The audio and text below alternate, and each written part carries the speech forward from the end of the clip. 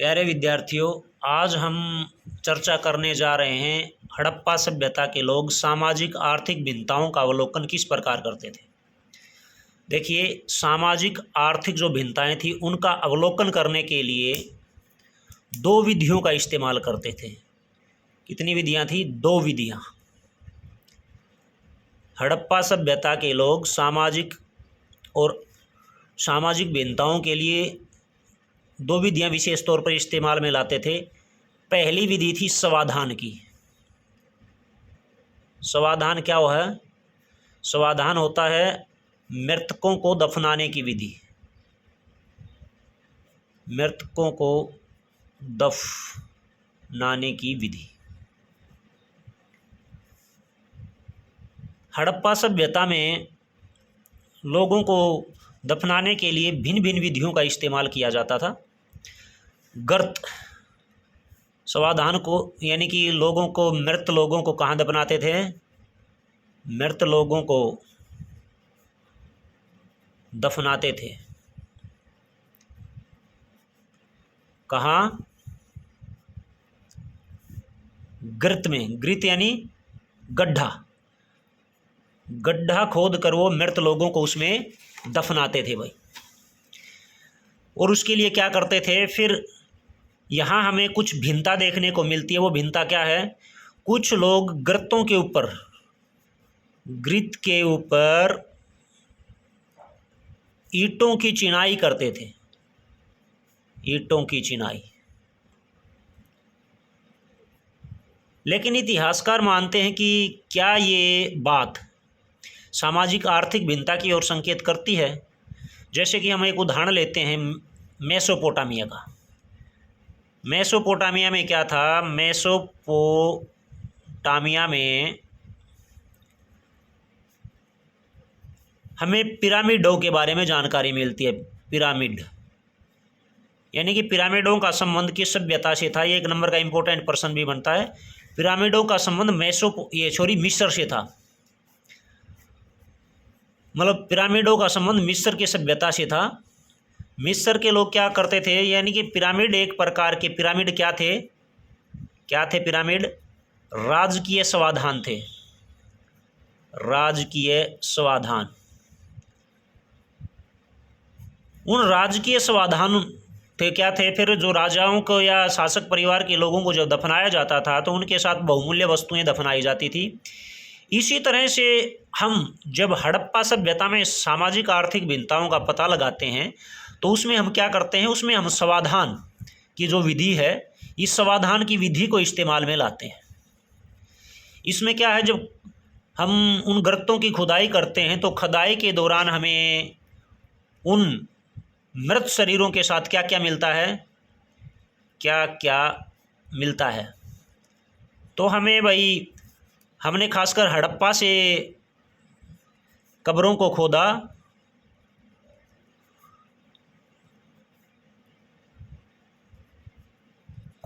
ये खुदाई किसके द्वारा की गई थी? पुरातत्वविद शास्त्रियों द्वारा। पुरातत्वविद शास्त्रियों ने द्वारा समय समय पर जब खुदाई की गई तो इन खुदाइयों के दौरान क्या हासिल हुआ? इन खुदाइयों के दौरान हमें जो चीज़ें मिली हैं उसमें ये दे रखा है। हमें वहाँ से हड़प्पा से जो कब्रिस्तान मिला है उसमें एक खोपड़ी के समीप एक पुरुष की खोपड़ी है। पुरुष की खोपड़ी के समीप क्या क्या मिला है? वहाँ हमें पुरुष की खोपड़ी के समीप मिला है भाई शंख के 3 छल्ले।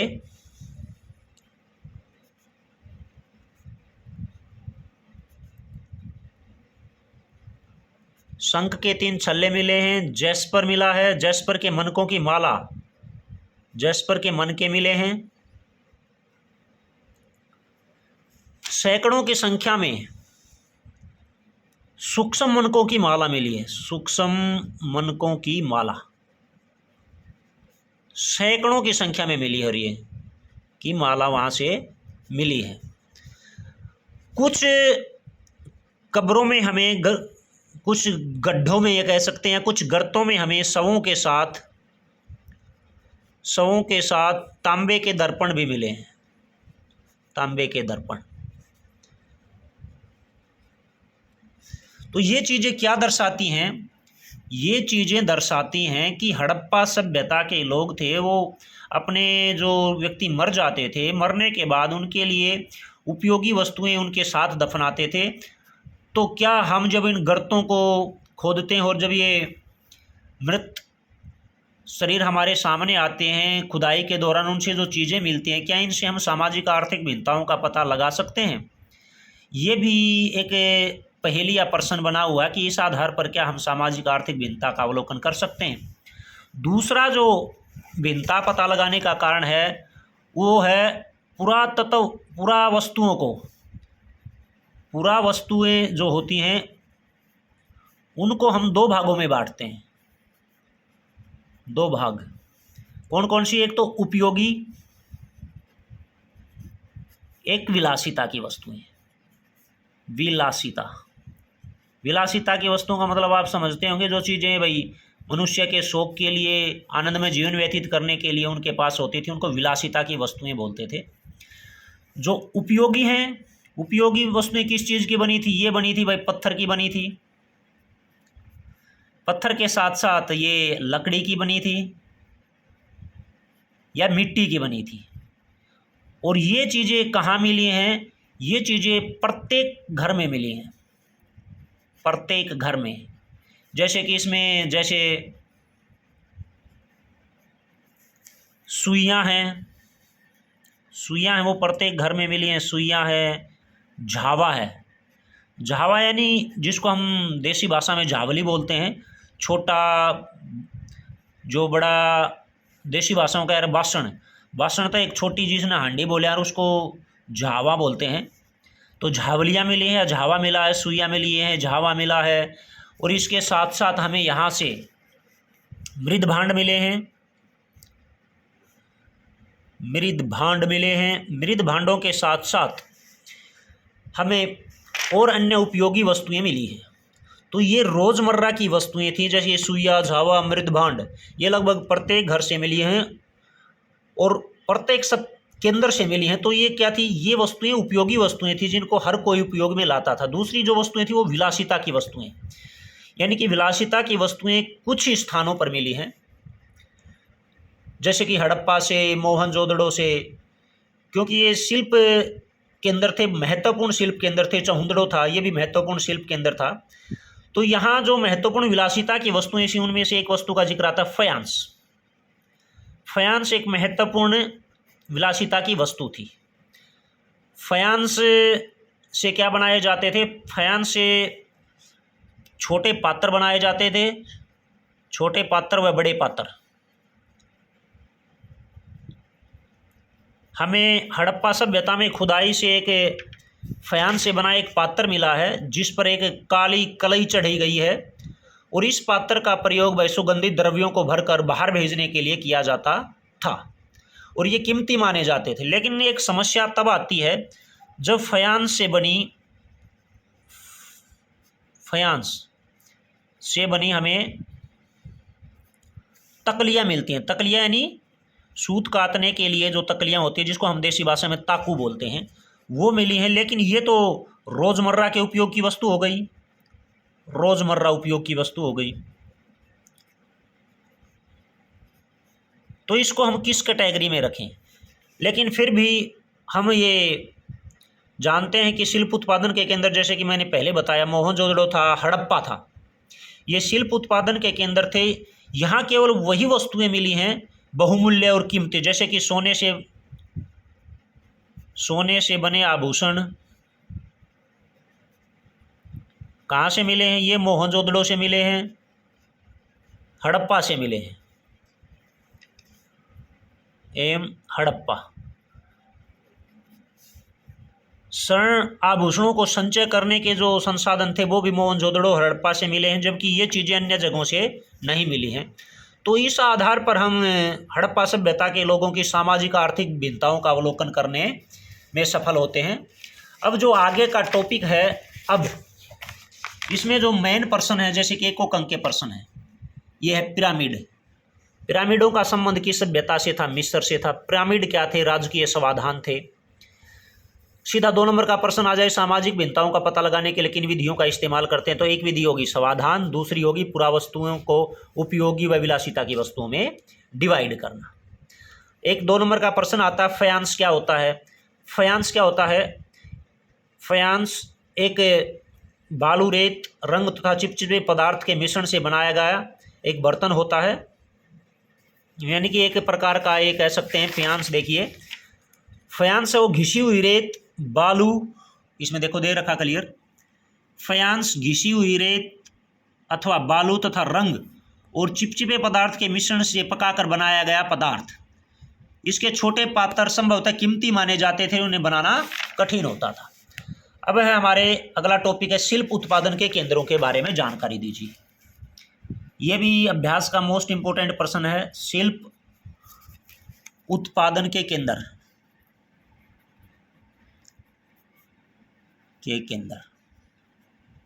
जो शिल्प उत्पादन के प्रमुख केंद्र थे वो था चहुंदड़ो था, चहुंदड़ो मेन था। फिर मोहनजोदड़ो था,